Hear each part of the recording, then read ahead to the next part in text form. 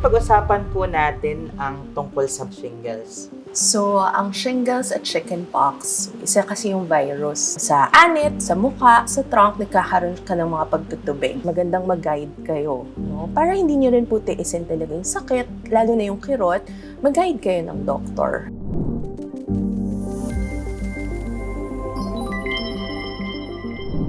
Welcome to the show, Dr. Bliss. Salamat, Doc Jo, and magandang araw po sa ating mga kabarangay Belkins.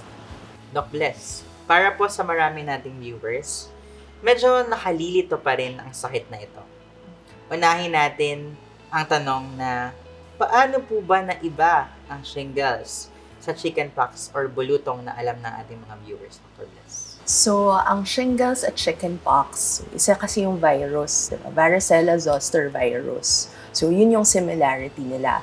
Pero yung pinagkaiba kasi nila, so ang chickenpox, siya yung primary infection. Kaya usually, sa kabataan siya. Iba rin yung itsura kasi ng rashes. So, sa anit, sa mukha, sa trunk, nagkakaroon ka ng mga pagtutubig. No? At pag nakita namin siya, usually iba-iba talaga. May pamumula, may butlig, may nagnanana, may naglalangib. So, maraming stages yung rashes niya. Versus naman, yung shingles, same sila ng virus, pero pag nagka-chickenpox ka kasi yung virus na yun, natutulog na lang yun sa mga ugat o sa mga nerves natin. At pag may chance or opportunity na bumaksak yung immune system natin, doon siya nagre-reactivate. At pag nag-reactivate siya, doon na siya shingles. Iba na rin itsura niya, more usually sa katandaan na talaga. Tapos, nagtutubig rin siya, pero grupo-grupo. Tapos nasa isang side ng katawan. Yun yung usual na presentation niya. Nabanggit niyo po kanina yung salitang reactivation. So, tama po ba na ito ay sa matanda lang nakikita?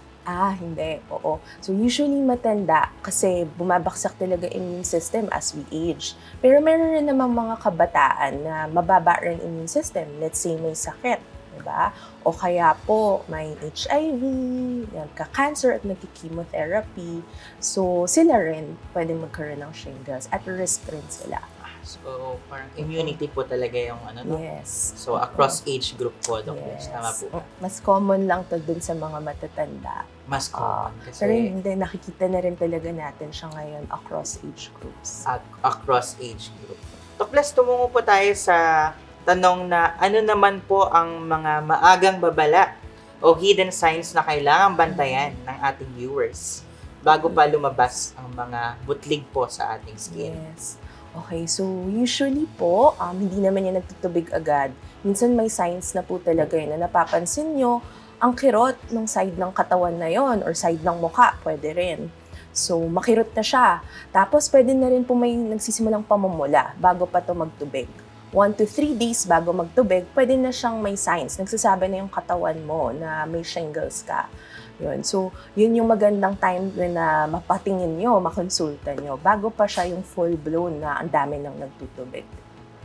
Nakahahawa po ba ang shingles? At sino ang mga may pinakamataas ang risk na tamaan ng sakit na ito? So, nagtutubig po siya. So, yung vesicle na yun, yung laman niya, yung tubig, yun actually yung pwedeng mag-spread na virus. Okay? At risk po, syempre, kunwari po sa bahay, diba? At risk po yung hindi nagka-chickenpox or hindi nabakunahan. Pero pag sila ay na-infect ng virus, chickenpox ang magiging sakit nila, hindi yung shingles na nag-reactivate nga. No? So, ang ang mga at risk ng mga tao po, tulad ng sabi ko kanina, yung mga mababa immune system. So, pwede rin po yung mga vulnerable age groups, yung mga matatanda, pregnant, no? At the same time, baksak immune system, nagagamot sa mga matagalang mga gamot, mga chronic diseases, di ba po? Or kaya transplant patients, mga may autoimmune na sakit. Bukod sa kaninang na-mention, cancer, nagki-chemotherapy. Yun. So sila yung binabantayan rin. Kung hindi man po maiwasan, Doc Bliss, na tayo ay mahawa ng infection, ang tanong po would be, nagagamot po ba ang shingles, Doc? Yes, oo. So, nagagamot siya. So, good news sa atin, nagagamot siya. Pag nagpunta po kayo sa doktor nyo, mayroong mga antivirals po yan. So, mga tableta. At the same time po, masakit po kasi talaga siya. So, wag rin natin yung tiisin. Meron pong mga gamot para sa kirot, 'di ba? Yun. And syempre po, as a dermatologist, sinasama rin namin yung advice ng pag-alaga po talaga ng balat rin. Kasi magtutubig, puputok, magsusugat po at maglalangib. So, proper care rin po doon sa balat. So, proper wound care. So, alagaan po yung mga butlig at Yes. sa pagputok nito, diba? Yung Yes. paglalangib. So, importante po yun na maalagaan natin. yung mga Wag sugat. kukut-kutin. Yun. So, sunod po, Doc Bless, bukod po sa gamot, mayroon po ba tayong pwedeng gawin sa bahay bago po natin itakbo or ipatingin sa doktor po ang ating family member or ating sarili kapag meron tayong shingles po, Yes. Doc Bless? Yeah. Tulad nga ng sabi ko po kanina, no, pwede na siyang may signs. No? So, masakit na siya. Wala ka pang napapansin na rashes or nagtutubig. Pwede niyo po to i-cool compress. No? Tapos, pwede rin niyo po i-cover ng gasa na malinis. No? Bago pa ninyo dalhin sa doktor. Yun. Pero, ang gamutan po kasi talaga is magandang mag-guide kayo. No? Para hindi niyo rin po tiisin talaga yung sakit, lalo na yung kirot, mag-guide kayo ng doktor. Ano na yung proper antivirals for it. Yes. At given po na matiisin tayong mga Pilipino, Yes. hanggang ilang araw po kaya Mm-mm. yung pagtitiis? Dapat po ba agad-agad natin pinapatingin? Mm-mm. Or may time for Mm-mm. observation po ba bago natin ipatingin Yeah. yung sakit? Maganda po kasi mapatingin yun na po agad. Agad. Oo. With the doctors po kasi, this is really one of the things we want treated dahil ayaw naman namin po ma-experience niyo yung sakit. Kasi maliit lang siya. Kunwari po, isang grupo lang naman siya. Pero common na common po talagang sobrang sakit. Ang masasabihin po ng ating mga pasyente, malagyan lang ng damit. Damit. Oo, or kaya mahanginan lang ng electric fan. Ang sakit agad. So, wag na lang natin tiisin yun, no? Maganda po within 3 days, no? Wag na natin patagalin. Within 72 hours, may makita kang doktor, makastart kayo ng gamutan agad para hindi na po kumalat yung infection. Ngayon, pag-usapan po natin ang tungkol sa bakuna. Mm. Okay? Gaano po ba ito kaimportante at sino-sino ang mga eligible Yeah. magpapakuna po laban sa shingles? Treatment na pag-usapan na natin, pero maganda mag-prevent. Tama po, I no? agree.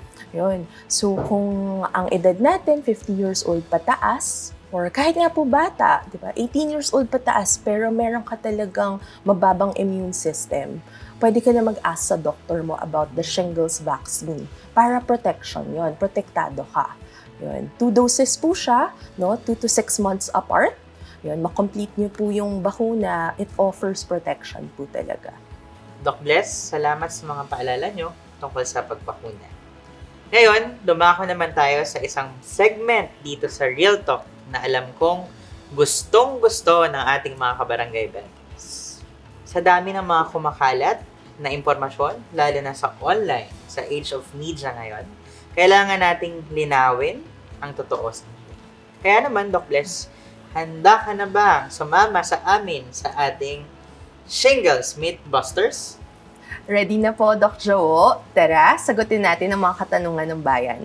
Unang statement, Doc Les. Once magka-shingles ka na, you are protected for life. Okay, so ito ay myth. Pwede naman po maulit, although hindi masyado common. Pero at the times na bumabaksak talaga immune system mo, kahit nagka-shingles ka na, pwede ka ulit magka-shingles, no? Pangalawa, pag nagkabulutong, hindi na magkaka-shingles. Okay, so myth rin ito, no? So, ang primary infection po is yung bulutong or yung chickenpox. And then, matutulog lang yung virus, so magre-reactivate siya. At nagkaka-shingles rin. Pag may opportunity, no? Pag bumaksak immune system. Pangatlo, ang varicella vaccine or chickenpox vaccine ay makatutulong laban sa shingles. Ito, totoo, no? Totoo. Yes, it offers protection. So, kung less yung risk mo na magka-chickenpox, protected ka, less rin yung risk mo rin for shingles. At huli po, Doc Les, ang shingles ay sakit na para lamang sa matatanda. So, myth ulit to, no? So, matanda or batang mahina ang immune system, pwede magka-shingles. Maraming salamat, Doc Bless. Maraming salamat din, Doc Jawo. At sana ay mas marami tayong naabot na pamilya para mas maunawaan natin itong shingles at ang kahalagahan ng bakuna. So ang pag-iwas ay laging mas mainam kesa sa paggamot. At syempre, salamat sa inyong lahat mga kabarangay Belkens sa pagtutok dito sa Real Talk with Doc. Huwag niyo pong kalimutang i-like, i-follow at i-subscribe ang Belkens sa Facebook, sa YouTube at TikTok para lagi kayong updated sa mga health learnings. At kapag nakaramdam kayo ng matinding kirot, hapdi, o parang nasasunog na pakiramdam sa isang bahagi lang ng katawan, huwag ipagsawalang bahala. Maaring maraming dahilan, pero isa sa mga posibleng sanhi ay ang shingles na atin ang napag-usapan ngayon. Kaya kung may ganitong sintomas, magpatingin agad sa doktor para malaman at magamot ng maaga. Alagaan natin ang ating kalusugan at kaligtasan ng pamilya. Maagang aksyon ay mas maagang proteksyon. Hanggang sa susunod, mga kabarangay Belkens, Stay safe, stay strong, stay healthy.